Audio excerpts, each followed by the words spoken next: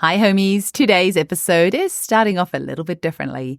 I want to ask you to bear with me for a moment as I would like to thank the incredible humans who have recently supported this show financially by visiting my website www.eugeniekruger.com, and they have made donations by clicking the donate button to help me pay my editor, my VA, and for my time in creating this content for the homeopathic community to enjoy. So a massive heartfelt thank you goes to the following special souls: Helen Morris, Priya Prakash, Nancy Matter, Lisa Paul, Hannah Vasicek, and I just have to say she actually donated $100. So Hannah, you have single-handedly paid for the editing and social media content creation for an entire episode all by yourself. So a huge thank you to you.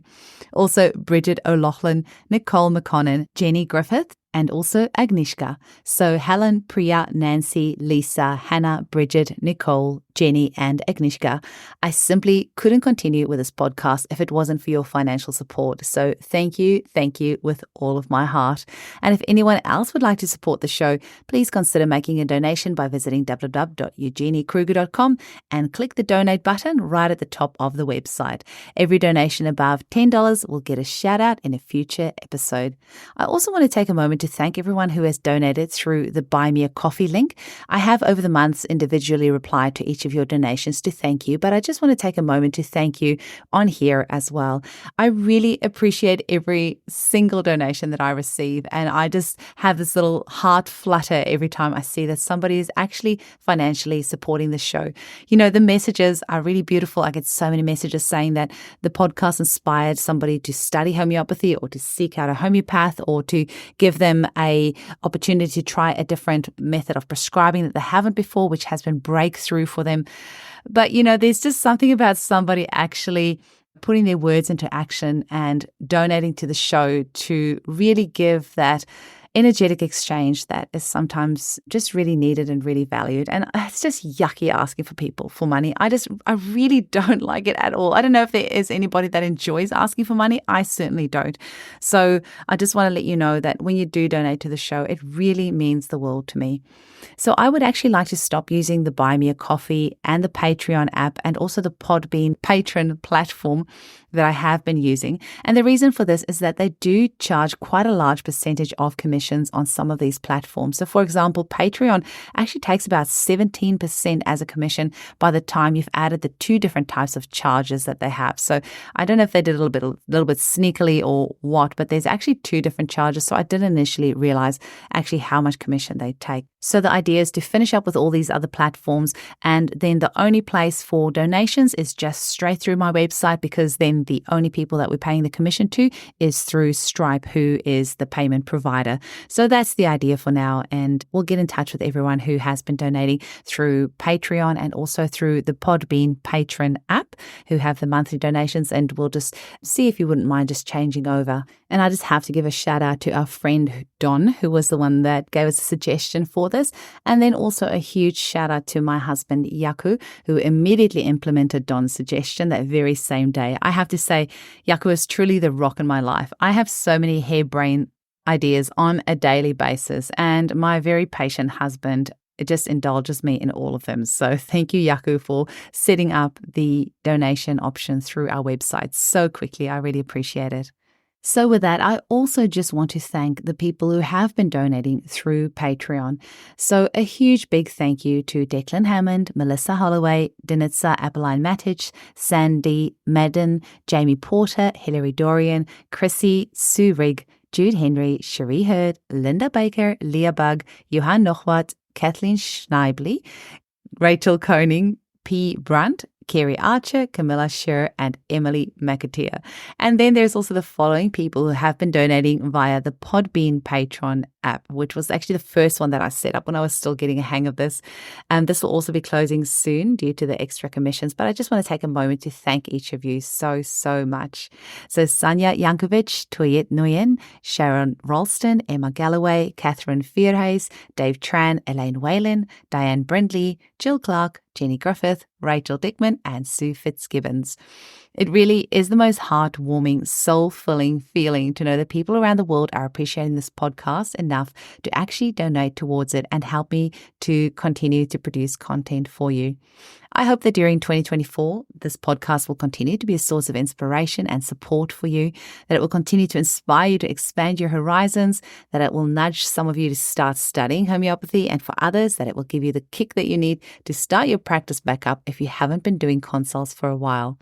My hope is also that this podcast will help you when you're stuck with a client's case, that it will help you to find the right homeopath for you and your family to work with. And most of all, I hope this podcast will continue to bring our amazing homeopathic community closer together, and that we can meet each other in love, acceptance, and with an open mind as we welcome the age of the homeopathic revolution that is happening right now. And now I hope you enjoy the following episode that I recorded with 4 homeopaths who are very dear to me and who I love and appreciate very much. Danitca Apolline-Matic, Sarah Valentini, Janey Lavelle, and Reeta Pohjonen. Enjoy the episode. Here we go. So we'll just start chatting, and we'll hope that lovely Danitca can join us soon. But actually, I might introduce all of you now, because now we were just chatting and thought we'll just do it mid-cycle Joe Rogan style. But I've got all of you here. So let's introduce these goddesses, the sisters that I've got here with me across 4 different time zones, I might add, which was no small feat.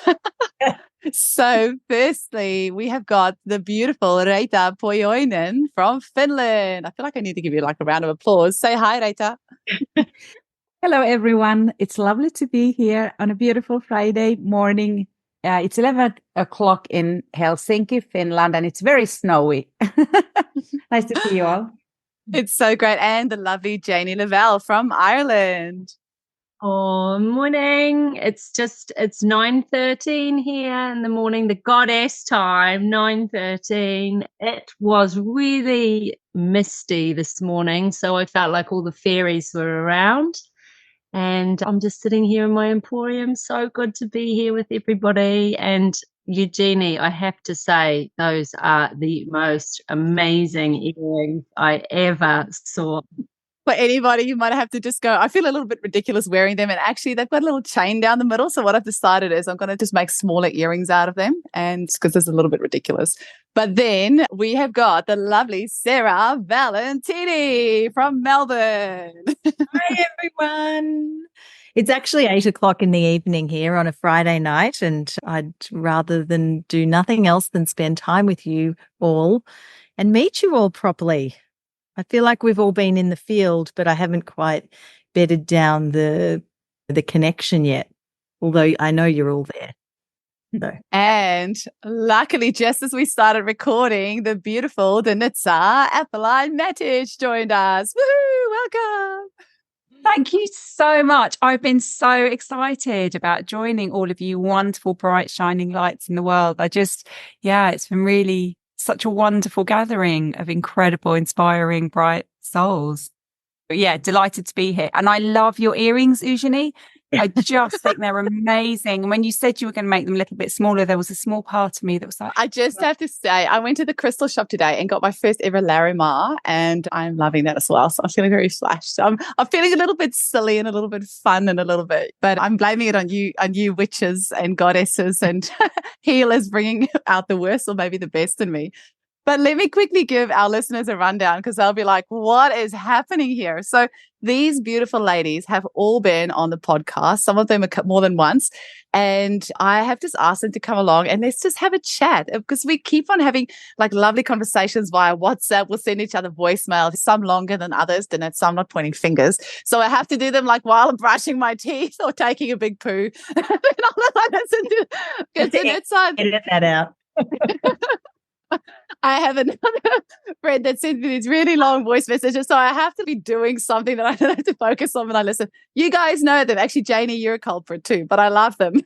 They're so good. Or while you're driving or something, like you see one of those, you're like, okay, I have to not be doing anything else. So I thought, let's get together and just chat about whatever comes up. And my hope is that we'll have these chats regularly, and our listeners can come and tune in, and you can just come and hang out with us gals and just see how our minds work, what comes up. And I always learn so much from these 4 incredible women here. So I'm excited for this learning opportunity. Has anybody got something pressing on their heart that they would start? And I figure we'll start somewhere and we'll just have it flow from there. Can I begin with the wood dragon? Yes, please. I have been so excited about it being Wood Dragon year. I don't know how many of you have come across this, and it always feels really important to me to credit sources. And this came to me from Nicholas Haynes, who teaches 5 elements. And last Saturday, we entered into the Chinese New Year, and it's the New Year of the Dragon. And you get 12 signs in the Chinese calendar, and 11 of them are all very earth-based animals, like pig and rabbit and ox and stuff, whereas dragon is the only one that isn't earthy, and it's connected to spirit. It's about spirit literally being on the earth. But then you've got the Chinese 5 elements, and so you get the 5 elements and you get the 12 star signs, and basically as they mix, you only get the combination of the same element and the same sign every 60 years. 5 times 12 is 60. Every 60 years we have Wood Dragon. We're in Wood Dragon now. And the last time it was Wood Dragon, it was in the 60s, which was a time of revolution. But Wood Dragon energy is all about revolution. And Nicholas Haynes talks about how it was the last time we went from water rabbit, which is what it was last year. The last time we went from water rabbit into Wood Dragon, the American Revolution happened. And there's this energy of revolution everywhere. And I don't know whether you've started to notice this, but I'm walking around shops and there's more and more like postcards or like book covers, things with the word revolution popping up everywhere. It's almost like the makers knew the trends that were coming and they knew that this would be the word of the year. And we're seeing what's popping up across Europe in terms of the farmers who are just dumping tons of manure in France, especially in front of government buildings, driving the manure into McDonald's and dumping manure in McDonald's and stuff, because there's a rise of people going, hang on, enough's enough. And I just feel so excited about this year. I just feel there's such an amazing energy of people going, okay, let's do some good stuff. So I just wanted to open with that amazing celebration of that amazing energy. It's definitely, you can feel the transformation afoot. That's what I'm definitely, and I feel like the Pluto and the Age of Aquarius that is upon us now is at the start of this year. I don't know if you guys have experienced that, but I know many of my clients have, and I certainly have. It's like a big shake-up. It's hold on to your seats because something's happening. And yeah, I feel like that kind of, it just goes hand in hand, doesn't it, with the dragon and the dragon energy as well. It's an exciting time to be alive. Yeah, I kept saying to Reeta that it's the cosmic wood dragon because of that fact that we're going from that Piscean-led energy where, you know, people for many years have been looking for source or God outside of themselves, you know, and almost handing their power over. And the Age of Aquarius is about that reclamation of that energy, that we are actually indeed source ourselves, that we don't need outside of ourselves and find that inner power or our intuition or that driving force to heal ourselves, that innate ability that we all know, our vital force. And so when you speak into that, Danitca, about the wood dragon, it's got this real cosmic energy to it. And I think that's part of what we need for this full-on revolution to happen, that it's not like a revolution like it was in the 60s, because we've up-leveled and we've evolved to this point now where our consciousness has expanded so rapidly in the last 10, 15, 20 years. And I think even more so in the last 3 or 4 years, something happened that I don't think whoever they are, were expecting to happen to humanity, because so many people seem to have this sense, even though there's this crazy stuff going on in the world at the moment, there's this huge sense, that there's an undercurrent of something really awesome happening, that it's really not just in our day-to-day lives, but when you sit in that energy, you feel like it's bigger and it's beyond what we actually know. That's my take on it anyway. Mm-hmm. Yeah. I also love the fact that it's the wood dragon. So dragon being the fire and wood feeding to the fire. So immediately when it started shifting, I always work with the dragons. I love them. And when I'm sick, they come and they tell me what to do. And they're like ruthless. If you don't obey them, things don't go good. But if you obey the dragons, you've got the whole universe on your back. That's how I feel. And just like I feel like whatever we initiate this year can go really far, like even the 60 years or whatever. So that's exactly the kind of feeling I felt in the air. Of course, with the Pluto changing, so it's been shifting, and that's been a little bit more heavier on people. But this is like the dragons are just like, it's like this. This is your power. Take it, reclaim your power. And that's why I feel like it's really power also for women to reclaim their sorcery, their wisdom, for mamas to become powerful and not to believe anything from the outside if it doesn't suit them. So I think it's really nice that 5 of us are here gathered. I don't know which element we are representing, but let's say we are the 5 elements here working with the dragon, for example. Oh, Absolutely beautiful. And like this is all pretty new to me. I'm just opening myself up a little bit more to all of this and learning all about this. And the series that I've been doing with Eileen has certainly opened me up so much and just really made me question anything and everything. And I did actually mention about the dragons and how it's rare to have a dragon spirit, but when you have one, it is really something quite special. I just went to the crystal shop today and I bought a whole bunch of black tourmaline. So one of the episodes is coming out. It'll be before this one by the time it goes out, but she talks about using black tourmaline with your pendulum. So I'm going to try and use all these things that I've been skeptical about for so long. So just going to embrace it all and have a little play with it. And I got my kids each of the pendulum as well. And they had a play with it just earlier today. So yeah, I'm excited for them growing up in this age where anything is possible. And that's, yeah, they just have the opportunity to try and use things. And yeah, just hopefully they won't be as skeptical as their mum. Because I have to laugh when I was in the crystal shop today. I said to the guy that owns it, I'm like one of the most skeptical people ever. I so love all this woo stuff, but I'm still skeptical as well. And which is weird for somebody doing all energy work really with homeopathy. But anyway, I think I might have said to one of you, maybe it was you, I chatted to Sarah, that I started out doing shiatsu when I was 18 years old. And then I did Reiki.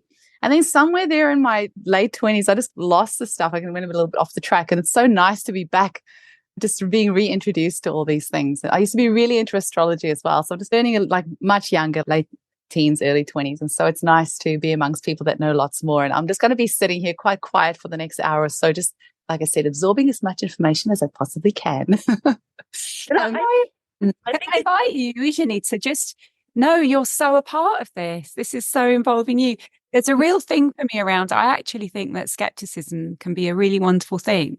I was going to be a pharmacist and I spent years working in pharmacies. And I went to uni to study pharmacy, but didn't make it through. And to me, homeopathy, we're all homeopaths. To me, homeopathy was like a complete load of rubbish. I was like, it's all placebo. It's nonsense. And even after I'd stepped into healing and working spiritually and connecting with Reiki and angels and all sorts of stuff, I still was like, yeah, but homeopathy, that's a load of rubbish. I'm still carrying my pharmacy hat on. And it was only because out of sheer desperation when I tried everything else to help my son's colic when he was a tiny baby, I was like, oh, go on, I'll give him some homeopathy because nothing else is touching it. And it's really hard watching a baby with colic curled up and screaming in agony. And I remember him being 6 weeks old and lying on his back with his legs kicking in the air and giving him this one remedy. And I literally watched him just stop. He just stopped crying and his whole body unfurled. And that was the end of his colic. And I was like, I've just seen something and I know that's not placebo. And that was the moment when I went, oh, there might be something in this. And all these years later, here I am. And I think there's something around, and this is what Wood Dragon's all about. It's about coming back to ourselves, as you've also beautifully said, in terms of listening to what resonates for us, not allowing anybody externally to us to be our guide, but connecting again with resonance. What do we feel in our bodies that is true for us and our loved ones at all times? And that makes us powerful. That makes us sovereign. That gives us agency. Mm. I've just had something, in Afrikaans we say funny, also bias, that means from the ox to the jacket. But same. We have Homeopathy Awareness Week coming the 10th till the 16th of April. And I just really feel we need to do something big this year. And I know I've said to a few different people, what should we do? And one of the things I was thinking is us taking photos of ourselves between the 10th and the 16th, placing homeopathic remedies in waterways or in the soil or on the land. Have any of you done any of that? And have you got any remedy suggestions of what we can do? I feel like it's like prescribing. It's an individual prescription for every place. But maybe there's some universal remedies that we could put in there. I personally think I would love to get in a helicopter and sprinkle strep tilch all over the war zones at the moment, because just to bring back that, to equalize that polarization with hate and love that war is. That's one remedy. Maybe we can come up with a few more. I know that the matrodonals are beautiful, and there's a lot of divine feminine types of remedies. Maybe there's trauma remedies that we can. Yeah, maybe just for our listeners, do you ladies want to just go around in a circle and just talk about what remedy suggestions you might have for our listeners who might think this is a good idea and who maybe want to individualize it based on their area? If you want to give us some suggestions. I could go with Maria Magdalena. The last remedy we did in south of France was a water remedy for lakes and for Mother Earth. And of course, for places, it could be for war where women are suffering, because it's a very female remedy. And it's got a lot to do with female trauma, with losing children, with miscarriages, and all the lands are carrying that. And we had a beautiful example of one of our students drilling a well, and the water wasn't coming out. And she put the Maria Magdalena there, and there was such an abundance of water the next day. The men drilling couldn't understand what had happened. So that's a good example of how we can bring the abundance, of course, to women and men, and the Maria Magdalena wound, to heal that. And that has to do with the dragon, about being what you are, who you are, being able to be who you are as a woman, for example, without being criticized or judged or put all kinds of labels on. So that would be one idea. Mm-hmm. I want to add to what Reeta said. So when we went on that voyage last year to France, to the cave of Maria Magdalena, or Mary Magdalene, as she's called here in Ireland, none of us could foresee what was going to possibly happen in Gaza and Israel. So the more I deepen my journey with that remedy myself, because I do take it frequently and I prescribe it as well in my clinic, it feels like her energy and her frequency and her people rediscovering who she is really popular right now, and has grown in its capacity to reach people from all different places, and even non-denominational. I am not religious. Last year, when Elise Timmerman suggested that we went to France to make this remedy, I just immediately did a full body yes. I didn't even think about it.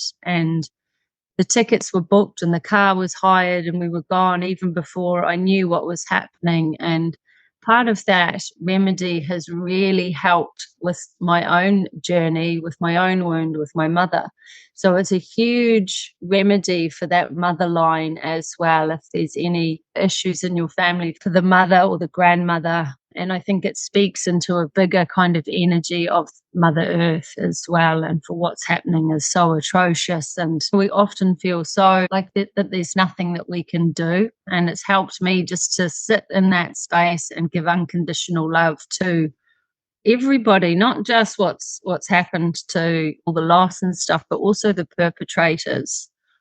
And that wound has been festering and building. It's since biblical times. This is a really ancient energy that we're dealing with, and it's as horrific as it is, it's allowing it to finally burst, and hopefully that there's some healing in that in some way. And I think the Maria Magdalena helps with that, and a lot of the other remedies that we use as well. And during lockdown and stuff here in Ireland, one of the things that I did was not be locked down. Just jump in my car and drove to quite a few sacred sites around the country, and I took Lac Lupinum with me. There used to be wolves in Ireland, and I felt like that kind of energy of the wolf needed to be reactivated on this land and in this country, because so many people were just kind of adhering to everything that was being advised. And it was fair enough as that is. I believe in autonomy and people making their own decision. For me personally, it was like, no way, I am not doing any of that. And this kind of energy of the wolf just came over me.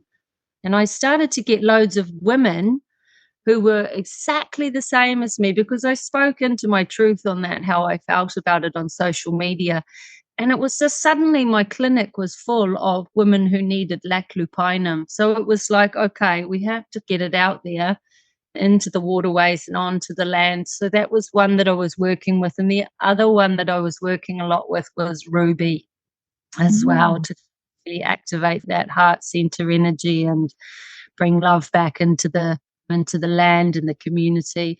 And one more was, I had a few, but the other one that's really relevant here in Ireland is carcinosin. Isn't it everywhere in the world, though? Yeah. Amazing. Have you put any out there, Eugenie?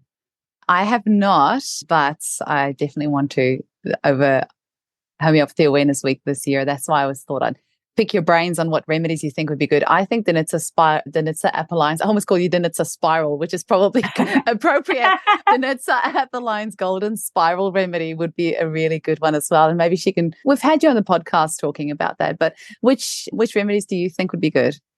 So first of all, actually oxytocin. I think part of the trauma that we see in the world is the patriarchy, or whoever they are. They've done a great job of dividing and conquering. That's their primary way of working. And one of the ways I think we see the leaders playing out the trauma is a lot of the leaders, particularly where I live in the UK, they went to boarding schools. They were taken from their mothers at a very young age. And if they weren't in our generation or the generation above, then definitely their fathers and their grandfathers were. And that's those who lead. So there's been this disconnection from being able to feel that love. And of course, when you're a child, if you are taken from your mother, what will happen? Your heart will close. And so it's literally the breeding of psychopathy to do that. And so there's this real kind of sense for me about we need to bring love in, and oxytocin for me is a really important part of that. I would be spraying oxytocin from the skies everywhere. I see it doing wonderful things, people with addictions, because of course what we need is we just need to feel soothed, and that's what the mother does. Can we make a combination remedy with ruby and Maria Magdalena and oxytocin and golden spiral and then fundraise to get flower of life and get a helicopter or like a little one of those little spray planes and just spray it everywhere. Flower of life is like I've talked about the golden spiral loads, and people I'm sure have heard lots about it, but the flower of life is something we recently proved. And the flower of life, the golden spiral sits within the flower of life, and our very cells vibrate with and contain the geometry of the flower of life. It's 19 intersecting circles that look like a flower. And it's literally what our cells form into. And our whole energy field, when it's whole, is in that formation. And it vibrates with, and I talk about this in other ways, so I'm not going to go through it now, but in essence, it vibrates with the vibration of love and the mathematics of love. And it's a reminder to us of actually, how do we look like? How do we feel? What's our geometry when we are whole? And trauma breaks that wholeness. And it's about saying, let's bring it all back together. And I'm a nerd, and I've made 111 essences, and I've got a sacred geometry series in those essences, and angels and goddesses and masters, and the solfeggio series and the 8 elements and all of the chakras.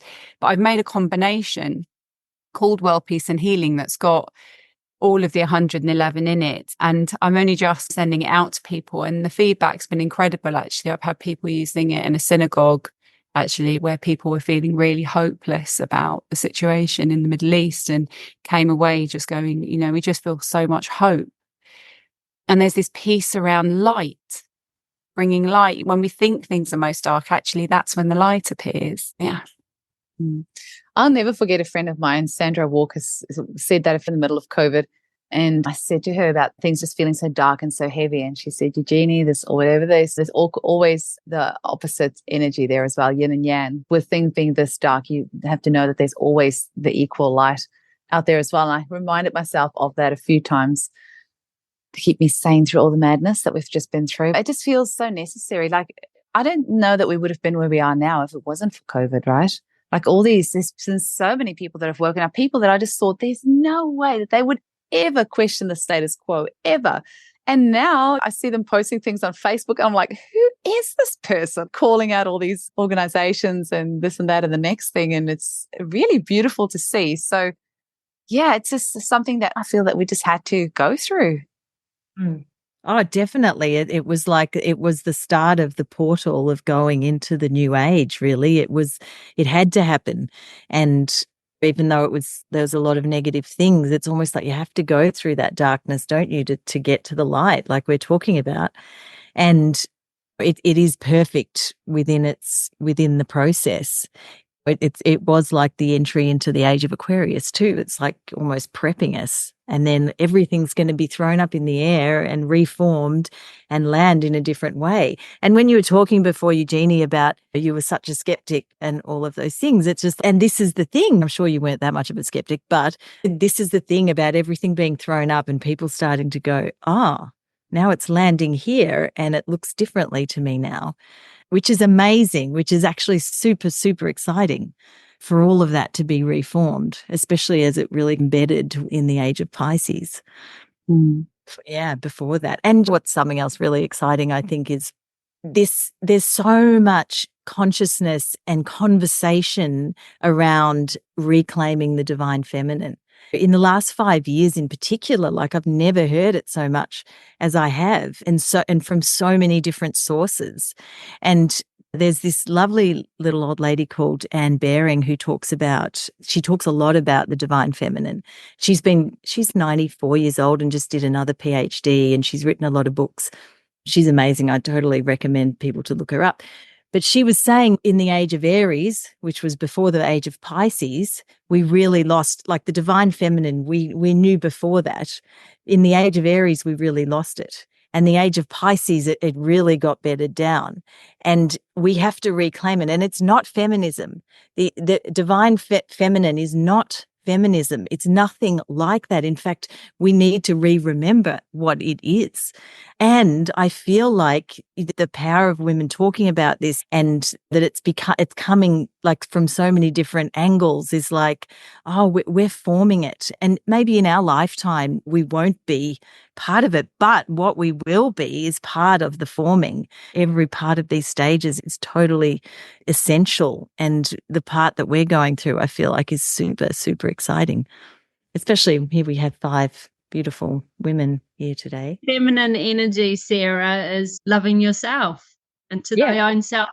And I think it's really important for the listeners to understand that if you do decide to offer any remedies to your waterways or your land or your plants, that you always set that really amazing intention of something that is for the highest good of the ways of that might receive them, the energy of the planet, etc., that you're doing it from a heart-centered, rooted place, and that it's just a high vibrational frequency that's going out into the order in the world. And that's a really important piece when you're working with anything, is that your intentions are of a pure motive. Danitca actually has a beautiful thing that she says before we do our proving remedies. I don't know if you want to run us through what it is that you say, Danitca, but you always have something along those lines of that it's for the highest good, and that I'm just going to stay quiet. You know what I'm talking about. Oh, bless your heart, Eugenie. Thank you. And I know that all of you here, and I know Janey does so much incredible work, and Reeta as well, and Sarah, I'm sure. We all have our own kind of way of connecting in. One of the most important things for me is always making sure we connect with the pure unconditional love of source first. And this was something I learned in relation to, if you do shamanic work, for example, or work with other realms, each realm has a condition that can be attached to it. If you do shamanic work, there's an exchange for going into the depths of the journeying. And when we work directly through source first, through the pure unconditional love of source or God or the goddess or the divine mother, whatever we would call that amazing energy from which we all came, when we go there first, there are no conditions. And so it completely clears the way for any other work we do, any of the other realms we connect with, to come through a source space. And so I always set the intention that whatever I do comes first of all, through the pure unconditional love of source in the highest and best ways. I call in the homeopathy greats when we're doing the provings as well, to hold the space for us to be able to really experience and receive the highest wisdoms from the remedies that we're proving, so that we can really be in service in the world in the highest and best way. I love that. All of you've got your versions. I'd love to hear everyone else's.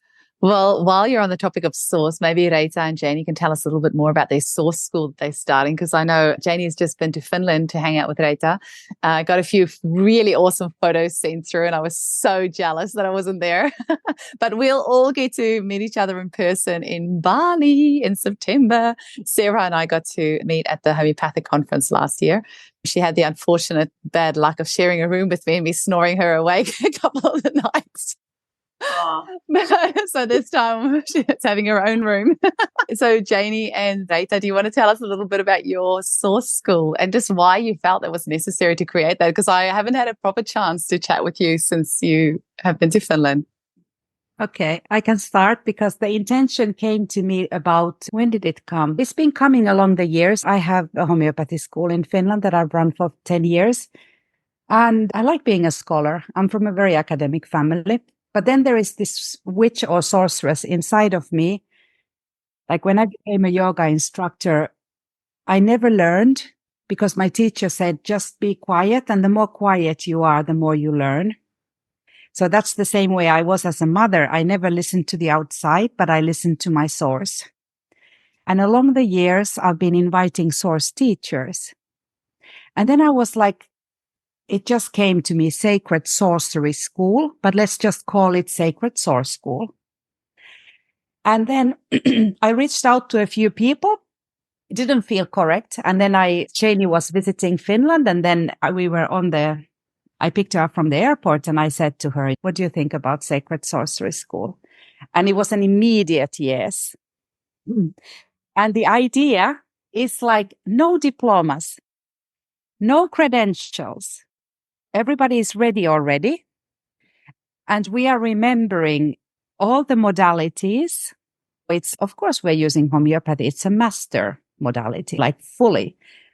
But then there is shiatsu, there is sacred frequencies, there is tuning in, there is shamanism, there is all the things that we've done all our lives and lives before. So we want to remember them and bring them onto ladies to empower them and let them use their own remedies and let them use their own medicine and remember the sorceresses they are. Because I also think that this time, especially the year of the dragon, is a time to remember, and it's time to reclaim your medicine, not like going out to someone to ask, but actually going deep inside to find out. So that was like the initiative. And of course, then with lovely Janey, with our beautiful Gemini minds, it's been evolving and it's been birthing itself, and it still is. And how do you feel, Janey? I feel both Reeta and I are so excited about this journey. And I think part of what we've spoken into for it is that it's not just going to be relearning what's already within you, but it's a deep healing. And you're going to be working closely with both Reeta and I to meet your highest, fullest potential in the 1-year container that we're going to start in November with. And it's about an amplification of your own power, of your own sovereignty, and of your own sacredness. And because Reeta and I have both got homeopathy as our backbone and then all our other modalities over the years of cultivating what we do, both of us have reached a point where we were like, okay, we need to share this wisdom with other women and really help them to reach their fullest potential. So it's about stepping into who you are fully. And Reeta and I want to guide you through that from a mystical, sacred, source-infused, open-led learning, because each of us show up with our own medicine. And one of the things that we've spoken into already is that so many women are on the periphery. And it's about bringing them right back into their center and really allowing them to stand in their power fully, speak their truth, and do that in a way that is heart-centered and from source. And knowing that they are source, that we don't have to keep like looking outside of ourselves or, oh, hang on, I've got to check in with my guide. You are the guide. And each lesson or container is focused on a particular aspect of ourselves. Of course, we want to start in the root chakra in Muladhara, and that first container and that first weekend is going to be here in Ireland, and that's going to be hugely activating because we're going to do everybody's on that weekend, and it is based in the Reiki system, but it's been modified for Sacred Source School system. So there's going to be some really incredible awakenings and activations on that weekend. And one of the things that Reeta and I have spoken into deeply about this is keeping that energy stabilized. So that's so important, because if we're not stabilized and anchored, then we're just all over the place. And Reeta and I know deeply about that because we're both air signs. A lot of our energy is very high.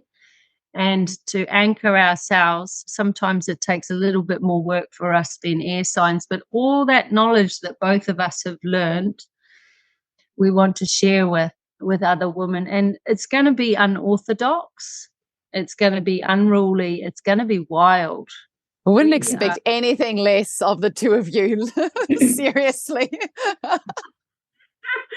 I think Reeta, for many years, she has been hard governed by the systems and the institutions, and they all have their place, of course, but we are two women who really struggle with being put into a box or being told actually what to do and how to do things, when we've both landed on this earth with this innate wisdom, already knowing. We've never had to think, oh, I can't do that because I need this X, Y, and Z. It's just, let's do it. We're just going to go for it. And yeah, Source School has birthed itself as well, because both of us have always been seeking that divine kind of partnership for our work. And when we've met each other now, it's been like an ancient soul, has, isn't it, Reeta, that we've known each other for a lifetime? Oh. It's really helped.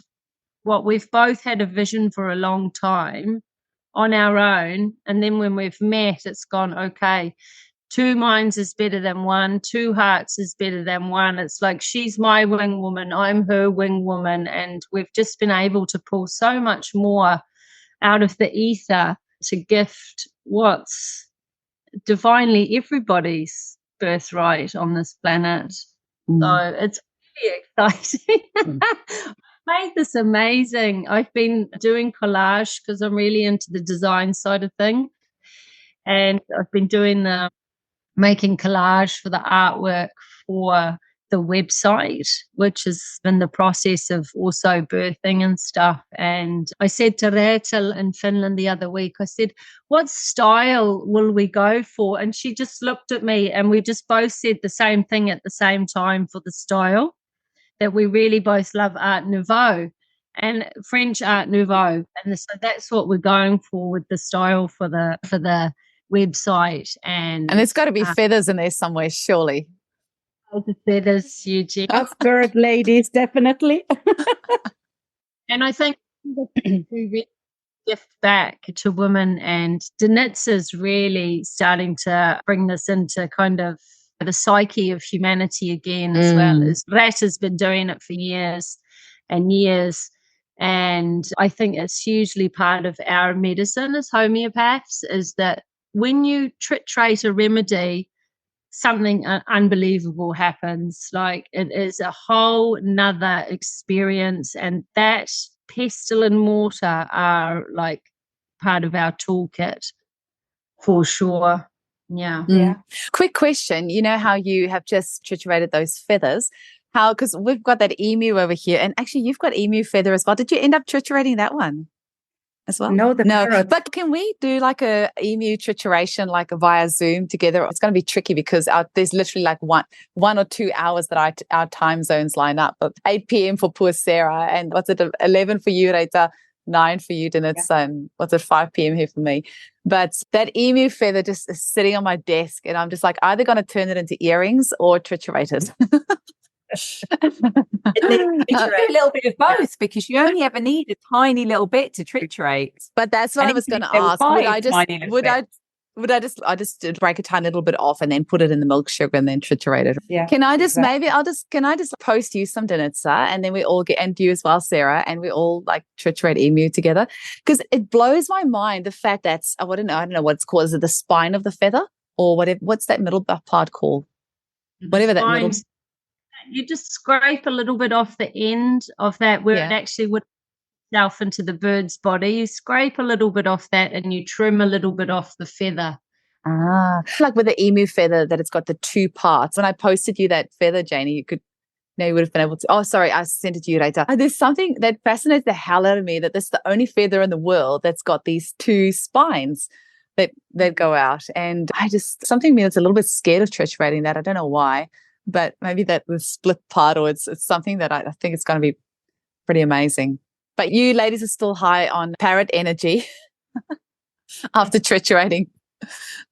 Yes, it was quite a trip, and we got Declan Hammond from Ireland to join us. I'm so jealous. I don't even want to hear this. But because Finland is striking all the time, we had to have him come a little bit earlier, or the parrot wanted him to join, which was, of course, fantastic. And back to the source school, one of the things is really triturations and the source remedies that we've been working along the year.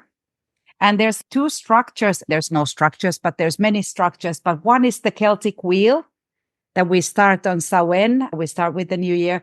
And another one is astrology, or actually Gnostic astrosophy, which has many of these remedies. For example, on purpose, we did the parrot because it's about divine partnership. Intentionally, we are using these 2 maps, at least. I call them the golden compasses. And of course, looking at the ladies who come, their charts, and helping them to be the best versions of themselves soulfully and so on. And what the parrot, thank you so much for bringing it to Finland. I all the time thought that it was actually from Australia, until Declan said, this is South American bird. I was a little bit confused because it was on the opposite side. But then when everything landed, we knew why Declan, with his plant medicine, was there with the parrot, with Arauna, which I always have a difficulty to say. And that was all about speaking your own truth, like Aramakao, reclaiming your own truth. I always feel so sad because my neighbor has got 14 of them in cages there. She breeds them. And whenever I drive past them, like my heart just breaks. It's just, I feel like going in there and just like opening them all up and letting them all free. But she's got so many cameras and vicious dogs. But we were actually led to a flower shop that sells parrots, but not real parrots. And the guy told us that you cannot take parrots from the wild. He used to have a bird shop also, of course. He was like a kind of oracle. So all the parrots that are around, they are bred, because if you take one from the wild, they will die. So if that helps you in any way. Yeah, maybe a little bit. Yeah, I know it's not nice. It's better that she has 14 than 1, because they're birds that love to be together in their tribe and stuff. And that really came through in the trituration, that we all started like getting really high. There was a real oxytocin kind of energy coming to the bowl. And by the time we got to C5, it was like this cauldron of love. Everybody was just all soft, and we didn't want the thing to end. It was like 2 a.m. We were saying, oh, we should go home. Oh, but let's do some more. And see, this is the skeptical part of me that's going, whenever you and Reeta are together, you're going to be feeling exactly that anyway. So. Not with the Corvus Corax. That was pretty dark. The raven was like dark night of the soul for me for about 8 weeks. It's one of the things people don't realize, I think, when we're proving remedies or making new remedies. When you go into a proper proving, like sometimes you get that intuitively, you receive the information intuitively. I think that's what happens most of the time. But when you go into proper proving and you're properly experiencing the reasons why someone might need that remedy, sometimes that can be really difficult. There's a lot of sacrifice that goes into the bringing these new remedies in the world. So I just really want to honor everybody that's doing this work, because it's such incredible, deep work in the world. True service. It really, honestly, I cannot imagine the possibility of what your body and mind is going to express when you're working with an energetic substance on the level that we do. And I've done a good few provings now, and the raven has always been a close consort of mine. I've worked with that bird for years and years, and I will know that remedy for the rest of my life. I'll never, ever forget that remedy now. And it was one of the hardest times in my life. And for me to say that is a lot, because I am quite optimistic person, but my God, that remedy put me through it. It really did. And I think from the perspective of the Sacred Source School, what Reeta and I are creating is what we wished someone had created for us, so that we would get that understanding of the light and the dark and everything in between. And I think you've mentioned it really well, because it's about that polarity in the remedies and knowing that every substance has that light and that dark and that good and that bad. And the reason that we do triturations and provings is actually to find out what that substance is going to cure in a sick person.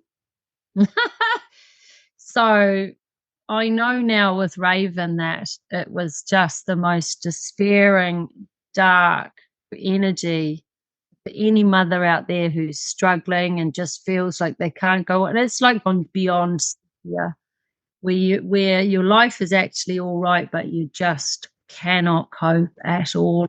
And it's just weighing you down. It's literally every day that I drove from my home to work, I was like, I just want to drive this car off a cliff. Wow. It's so heavy going. And I knew I couldn't. It wasn't like I was going to act on that thought, but that's how dark I was. I knew I had to be responsible for my family. I knew I had to keep going for my kids. I knew I had clients to support. And it was so weird, because part of me didn't realize that was the proving. Is that kind of like an adamas? Sarah was talking about adamas the other day. Would that be similar? Remedy made from diamond? No, I wouldn't say so. I would say the energy of the corvus, because I didn't have a similar feeling with it, because it's a death remedy. It's looking at your shadows, and it's going like the shaman goes underworld. It's going underworld as far as you can go. And it depends what your relationship with death is. At the moment I did it, I loved death, because my son went and it was really like close for me. So it was just like a death helper for me. It was like Morgana holding my hand and telling me I'm beautiful and I can do it. So it was a very empowering remedy for me. But I had it like 10 years earlier. So I knew the remedy. I'd been prescribed Corvus Corax for other things. That was a dark space. But it's a power remedy. In the Omega Astrosophy that I do, it's the magician. So when you want things to quickly shift and change, you need to be ready for that. It's like the dragon. It's very similar. But it really does push you and stop you into a dark spot. In that way, gems, yes, because it's a space of hopelessness inside the earth.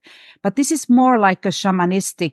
I would say Morgana is very close, if you know the mythical, or you go into Hades. It's death itself that you face and look at that.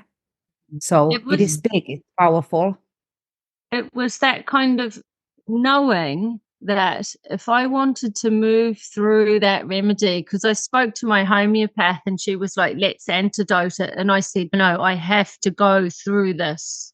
I have to go through this. And so I contacted Liz Norman, who's my astrologer. Oh, Liz works with Jeremy and Camilla, hey? Yeah, she's their right-hand woman. And she looked at my chart and she was like, oh my God, Janey, I can't believe this. You're exactly where you're meant to be. But she said, I'm really sorry to tell you, if you want to get through this, you're going to have to go right to the back of the cave, into the darkest place in your soul. And if you don't go there, you're not going to find your gold. So I had to do that journey. And as you will know, you beautiful ladies, and for anyone watching, is often when you do a trituration or a proving and you have a deep response like I've had, you get an upgrade afterwards. And what happened for me, it was like exactly what Reeta's saying. There was a part of me that I had to let go of in that proving, in the trituration. And when I eventually did come out the other side, I went to Finland and we did the trituration of Heliatus albicilla, of the sea eagle. And then that was like pulled me up that vertical axis, our Sushumna, our rainbow bridge, our spine, and allowed me then to witness the medicine of Corvus Corax from a different altitude. It's really interesting to see as well how you get that kind of, when you're doing provings or when you're making remedies or when you're triturating, there's a sequence. And I've only just seen that relatively recently, but it's amazing to watch how one remedy follows another. And it's a beautiful thing to see. When I was making petrified sequoia, which is from sequoia trees that were basically petrified by volcanoes 17 to 20 million years ago. So it goes back to before humanity, and it literally presses a reset on trauma, on ancestral trauma, on what we inherit. And who was found by Melissa Aslam to be, when she made an essence of it, to be an ancestral curse breaker. And when I went to get a tiny piece to make the remedy from, and I was in Greece and on Lesbos, and it was a 17-hour round trip for me to be able to get some. And over 2 ferries, and it was just this massive journey, driving on the other side of the road for me, because I come from the UK and we drive on the left, and of course on the continent everyone drives on the right. And I had done the whole thing completely fine until the last half an hour of that 17-hour trip. And I missed a turning on the sat nav to get back to mine, where I was staying. And I never think anything's an accident anymore. I think everything's obviously divinely guided. But I had this incredible experience of, as soon as I was redirected by the sat nav, and it redirected me onto what looked like a road. And as soon as I stepped onto it, I realized it wasn't actually a road. It was a dirt track, and it was literally down a mountain. It was like literally half a mile down a mountain, and there was no way I could go backwards at this point. And it was 11 o'clock at night, pitch dark, out of season, nobody around, terrifying. And I just knew that there was only one way, and it was down. And it was half a mile down this mountain in the pitch dark. Luckily, there were bushes that I think held the car, but it was terrifying. And I remember thinking at the time, I actually would have thought I was going to die had I not known that I am still here to do work. And that was the only thing that was keeping me going. I was like, I know this isn't my time to die because I've still got work to do. So it was keeping me going. But I went into a proper aconite state. I was in proper panic. And when I got to the bottom, the weirdest thing happened, where just as I saw the road, and my heart lifted, and I was like, oh my God, there's the road, the main road. There was a tiny dip where the dirt track met the road, and the nose of the car just went straight into the dip. So I couldn't make it onto the road.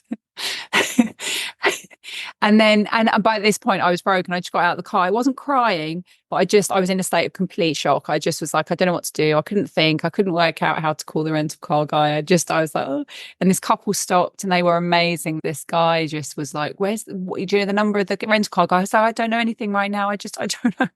And he found the rental car guy, who was amazing. He said, I'll be there in 20 minutes. And then the most amazing series of things happened, where one, out of season, pitch dark, no one's phoned the police.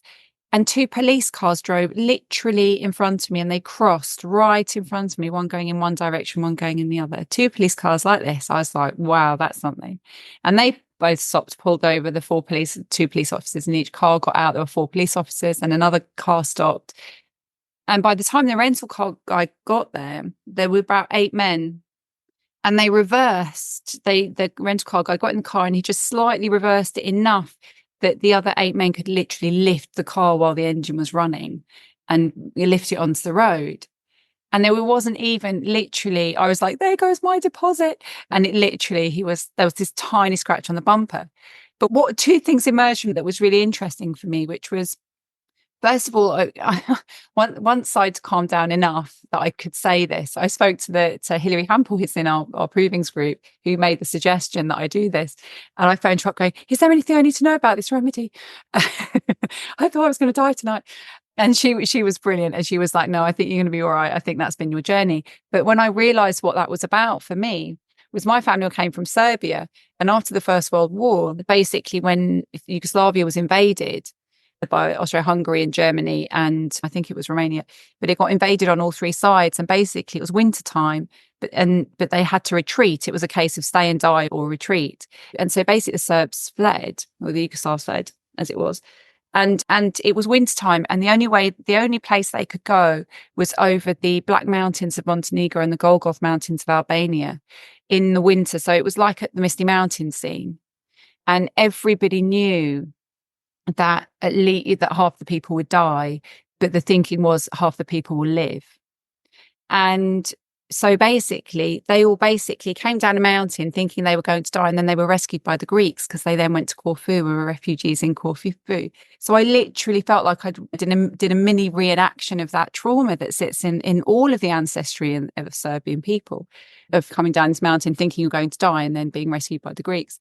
But then the next day I was in this kind of massive aconite state, and I happened to have aconite telem, which is another story about how I randomly happened to have it. Didn't touch the sides with my shock reaction. And the next day I was given the guidance. So now get in the car, drive and go find some mastic gum trees. And mastic gum was the next remedy that came out after petrified sequoia that we made improved. And I was like, I can't get in the car. I'm not driving anywhere. But just this little nudge kept saying, no, come on, get in the car, go, you're going to be fine. And I went and found some mastic gum trees, and I just lay on the ground, and I put my bare feet up against the bark of a tree. And literally it was like the tree just took all of the anxiety and the terror that I had felt. It literally just went. And one of the things we found with mastic gum was that it's a balm. It repairs everything that needs repairing physically, mentally, emotionally, and spiritually. And so where petrified sequoia does this piece around healing trauma going back through time, then you get that, and then you repair what's been done. And we've been following this journey of the other remedies that have come since then. And they all follow this incredible sequence. And that's something that I find amazing, that once you're in this journey of working with remedies in this way, they're in charge. We're not in charge. We think we're like, oh, we'll do this and we'll do this. And it's no, we're just channels for what wants to be brought through. I just have to say how funny it was as well, that when I called Danitca and said, I want to make a remedy from the music of Coldplay. And she was like, oh my gosh, Eugenie, you won't believe this. I'm just going to make the Flower of Life. And there's one of the Coldplay albums that's got the Flower of Life on the album cover. That was quite cool as well. Thank you so much for sharing that, Danitca. You shared that story on the podcast, but hearing it the second time, it's just, I'm there with you, like just thinking of everything that you've gone through, and just like mind is completely blown. I quickly just want to ask. Greece after those 2 provings. I was obsessed with Greece. I was like, I have to go there. We were looking at booking our holiday there. I started buying Greek olive oil. It was. There's a couple of things that I want to squeeze in. So Danitca, something I wanted to ask you about is we've started having these chats because, as people have heard, there's so much time and effort that go into making these remedies. And we touched on it with a previous episode that I did with you, but I am one of your stockists of mastic gum and golden spiral and petrified sequoia. So if anybody buys it from me, the royalty of that goes through to you.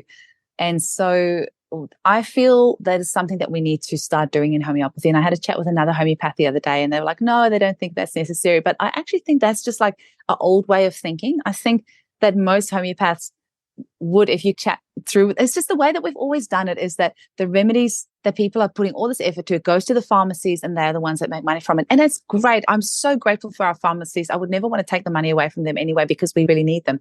But I also feel that there needs to be some way of a royalty being built into every time a remedy is sold. Because initially your remedies, I was just going to use them for prescriptions, but then I thought, then it's really hard for me to keep track of how many I've sold. So I've actually put them on the website now so that I can pull a report every month to see how many has been sold. And the other thing is, leaving them just for prescriptions, they weren't used that often. And so now that they're on the website, when people buy them, I can just pull a report at the end of each month, and I can send you the royalty percentage of that as a payment every month. So I feel like that's quite a nice, easy way to do it. And I feel like it shouldn't be too hard for the pharmacies to do that, although there's so many people that create remedies. So I don't like the logistics of all that. I don't really know how that would work, but I do feel it's something that we should consider changing the way that we do things in homeopathy, and not just blanketly shutting it down. Just actually consider the possibility that maybe there's a way that we can have the people who created the remedies actually receive royalties from their work. Okay, floor is yours, Danitca. What do you think? Bless your heart. Thank you, Janey. For me, it comes from a place of we're moving. We're in the time of the feminine. We're in the rise of the feminine. I was teaching at Southwest Homeopathy Group on Friday, teaching about reawakening the feminine using homeopathy. And one of the things that came from that was, it's okay for us to ask questions about how we've done things and do things. And that's very feminine. It's to explore how we grow. The earth is evolving. We're evolving as a humanity, as a profession. And it's okay to revisit things that we've done since we began and say, actually, does that really align with where we are, where the world is, and how things are moving? And one of the things that I feel very strongly about is it's a very feminine thing to share in the abundance. And the amount of love and time and work and resources that goes into this work is huge. And I joke about how sometimes I think we might be the only profession in the world that doesn't pay its researchers. We're expected to do all this like it's a hobby. And actually, we have lives to pay for. We live in a world that requires paying bills and mortgages or rent or whatever. And there's this piece, but there's this bigger piece for me around, it's just a feminine thing to say, to acknowledge everybody and to say, let's all share the pie. And for me, I'm kind of mindful for saying this, but it does feel very kind of masculine to say, you did this and I will take this and I will do all the thing and make money from it. And it's not about the money. This isn't necessarily anything that's going to shift people's lives in a big way. It's more for me about the principle of saying and recognizing we all can benefit. Mama Gaia provides for all of us. And there's a piece around sharing in that all together. It's around recognizing that we're all part of all that happens. And yeah, that flow is very feminine. You've just summarized that beautifully. But just before we wrap up, Sarah, I just want to have a chat with you, because me and you have been doing the Master Practitioner course through the Centre for Homeopathic Education, CHE, with the incredible Colin Griffiths. What's your experience been like so far? And have you learned much? Because he's starting off with the chakras and things. How are you finding it? Oh, he just sings to me like Henny has done for a while. And I interviewed him for the School of Intuitive Homeopathy a couple of years ago, and I was like total fangirling, kind of blushing. But it's just wonderful. The way he articulates, and even sometimes there was just the question and answer, and the way that he answers the questions and articulates the approach, because he's really talking about approach. He's not going materia medica, even though that's part of it. And this really sings to me as well, because he talks about the approach, like how we approach the person that we're sitting with, how we meet them. And that's the essence. I find just learning materia medica quite dry, but actually I love doing triturations, because you're not just getting that remedy into your head, you're experiencing every part of it, and then you know it on all the levels, and you can see it then when you do that. And I feel like he teaches from that place, that deeper place of like, how do I get to know this person or know where the energy is. And one thing that he said, which I spoke to him about when I interviewed him, was that I'd heard him say that we don't always have to prescribe for the tissues of the patient that we're sitting. We won't always find the simillimum in the tissues of the patient that we're working with. And that just set off like all of these things. And he just, the way he articulates things is next level, I think. But it was just like, oh my gosh, yes. Like when we prescribe for a past life, we take the case of that, the energy of that past life or that ancestor.